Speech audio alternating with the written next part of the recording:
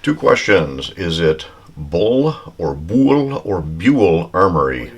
And the second question, is it a good value 1911? First question is up for grabs. We will talk about it, and I have a definite opinion on the value of this Bul Armory Government 1911. Stay with me.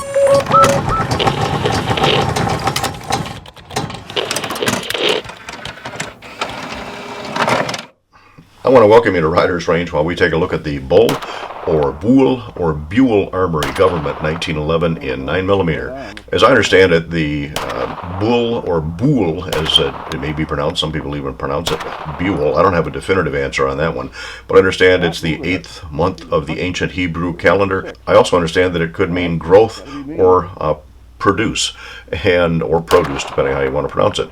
But I'll go along with growth on this because Bul Armory, and I'm going to call it Bul because that's what everybody else calls it. Bul Armory is an Israeli weapons manufacturer, and they do a lot of fine pistols, and they have a huge line of 1911 and 2011 style pistols.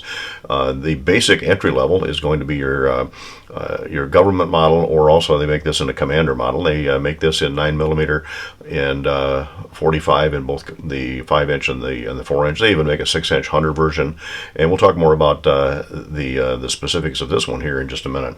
So I picked this up a couple of months ago. We did an unboxing video of it, and I'll post a link to that one throughout this video somewhere.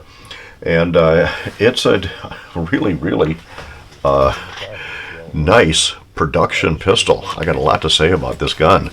Of course, this one's stainless. They also make it in a black finish, but it is very nicely finished, and it's a nicely fitted gun. Just running the slide on this feels like it's something definitely higher than the price point, by the way, as long as I got the slide open.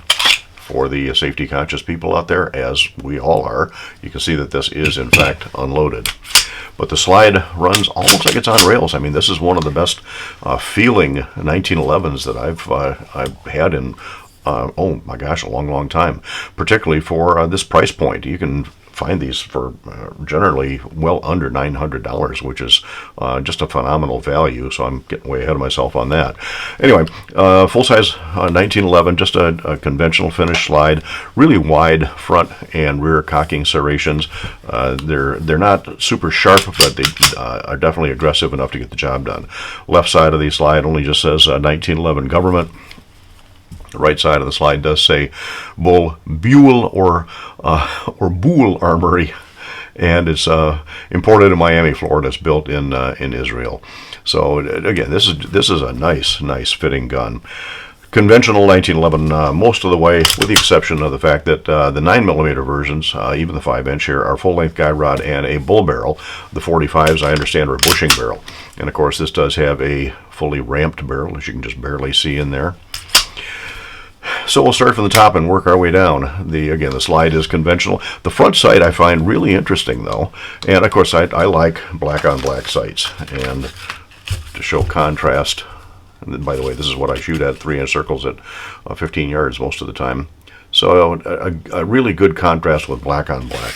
But the front sight, you can see here, is actually a little bit tapered toward the front, so you can get it a little bit off center, and it doesn't actually widen the profile of the sight, and that's something you don't find on this price point anywhere. It's a dovetail sight, so you can of course move it left or right if you need to adjust it. The back you can also adjust. It is serrated too, by the way, to theoretically cut down on glare. And some of these the ledge type sights are really sharp. I've cut my hand running the slide on several in the past. This actually has slightly melted corners all the way around. Again, for this price point, that's amazing. And it does lock in place with a set screw. Now this does shoot just a hair to the left, and particularly with some ammunition, with defensive ammunition, actually it was pretty much right on. But you'll see in the video where this is shooting just a little bit to the left at 15. We've taken it out to 25, even took it out to 50 yards, and it was still shooting a little bit to the left out there. Fit and finish on the slide, the extractor to slide fit is very nice, although you can see it's not a stainless steel extractor, so there's a color contrast in there. But the fit and finish is nice. The slide to frame fit is really nice, and there is virtually no movement in there, although the accuracy isn't really affected that much by slide to frame. It's more so affected by barrel to slide, and again, that is really tight. Even though it's a bull barrel gun, that is really tight. Slide to ejector fit is very nice. The beaver tail to frame is a good fit. Now, it's not quite perfect in there. It's not quite Wilson quality, so some people may complain a little bit just because you can feel the difference between the frame and the slide when the grip safety is pushed all the way in. But I haven't had any issues with that. The safety lever it looks like it's a MIM'd part. It almost completely covers the pinhole in there, but it's a good solid feel to it. Nicely tapered here in the back, so it's not going to be gouging the hand at all. The hammer is a skeletonized hammer, but also appears to be a MIM'd part.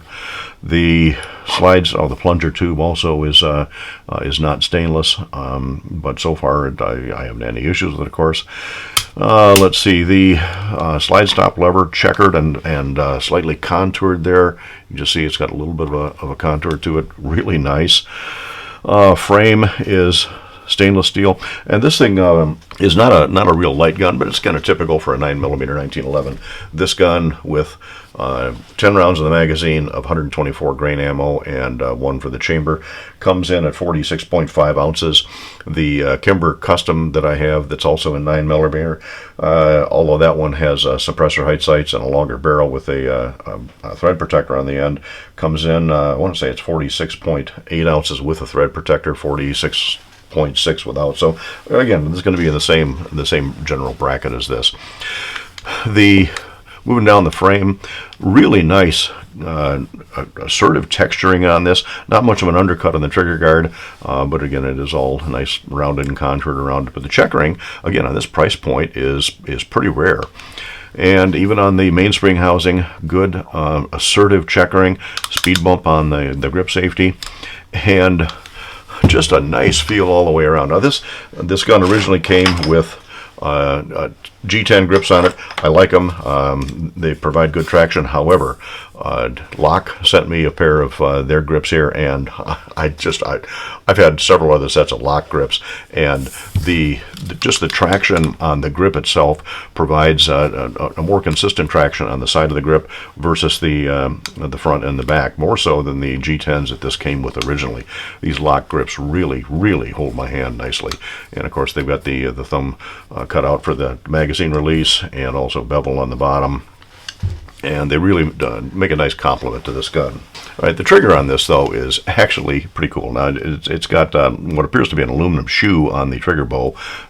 Is adjustable for over travel. Does have some up and down play. Again, it's not a custom fitted gun, so I expect something like that, but it's not objectionable. Really, no real significant side-to-side play on it. Does have a little bit of take-up, again, which is typical, and just a little bit of movement, but there's no creep. It's solid. It feels good. There's virtually no over travel, and reset is typical 1911 minimal. Now, of course, it'll after the reset, hardly any take-up, and a very light trigger. There is some release after getting the reset point, but again, it's not a super hand-fitted gun. Just out of curiosity, let's weigh the trigger on this thing. And for those of you who doubt the accuracy of my trigger gauge here, this is a Wheeler trigger gauge. Here's the calibration certificate when I bought the thing. That's a couple of years, almost 3 years dated now, but it still compares favorably to the spring gauge that I use. So set it to 0, and again, we have double checked to make sure this is unloaded. So let's see, first trigger pull. Well, that says 3 pounds 1.7 ounces. I don't buy it, but we'll enter it. So 3 pounds 2.5. All right, so 2 pounds 10.7 ounce over 5 pulls of the trigger. It is one fantastic trigger. Really do like this. You'll see through the shooting. We've been rolling shooting throughout this video in here, but you'll see and some more that we're running too, that this is a nice feeling gun. Now again, it was shooting a little bit to the left. We shot this several range trips. I shot it at, did a lot of it at 15 yards on some bullseyes. Took it down to, I think it was 23 or 24 yards, and 23 on the attack bay at Firearms. And shooting a little bit to the left, and I'm shooting fairly rapidly. I wasn't going for precision bullseye shooting. I was just trying to get a general group, and it groups fairly nice. I shot hand load ammunition. I shot some factory. I shot some defensive rounds. And we also shot it on the indoor plates at 10 yards, shot it on my outdoor plates at 12. I even ran a quick drill outside where I was shooting at our plates at 12 yards along with the silhouette, and then quickly moved over to 25 yards where I shot at the 10 and the 8. I had a tendency to miss that 8-inch plate almost every time I did that drill. And we get around 10 seconds or so for the whole sequence of 10 shots. But just couldn't manage to connect with that 8-inch plate for some reason. But at 50 yards, it was still shooting to the left. I did struggle a little bit, particularly on the smaller targets, until I got the right holdover, holding off to the right to compensate for that left shooting. But I'm really, really, really happy with this Bul or Bul Armory. Not a whole lot more I can say about this gun. I didn't mention the mag release is textured, does protrude nicely. Not ambidextrous, by the way. And again, for this price point, I don't expect it to be. But wow, what a shooter! And the value of this gun is just amazing. They've been flying off the shelves, and I understand why. All right, so this comes with two 10-round magazines. It doesn't say have any manufacturer's information on this magazines. I don't know if it's where it's made. I don't know if it's a mech car or what, but it appears to be extruded, not welded. There's no seam on it. It does have witness holes for 10 rounds, and of course a plastic base plate, which is not unusual. Plastic or polymer follower, which has a reverse contour from what you see on a lot of other mags. The Wilson combat type mags have a concave. This is a convex follower, but it's run just fine for everything that I put through it. No complaints about it at all, especially when it comes with two of these. They do protrude just a little bit, but locks in place nice and tight. And again, you're getting a little protrusion out of a government for 10 rounds anyway, but two of them, I love it. I can't say enough about this gun. I do want to thank Wheeled and Well Armed. If you haven't seen his YouTube channel, it's definitely worth checking out. But he turned me on to the Bul Armory a while back, and I finally managed to be able to pick this one up and shoot it a lot, and I'm going to shoot it a whole lot more. This has rapidly become one of my favorite 9mm 1911s, and again, the features on this for the price point are just phenomenal. Trying to find something that is going to be higher quality at this price point, you're not going to find these features. And again, with the LOK Grips, I want to thank LOK for sending those to me, but they really do lock the hands in. And I've got another set of LOK Grips that we'll be bringing out in the near future on another follow-up review. But the whole package, just absolutely love it. So probably not a quick review, but we don't have a tendency to do quick reviews here on Riders Range. But I do want to thank you for stopping in while we take a look at the Bul or Bul Armory Government 1911.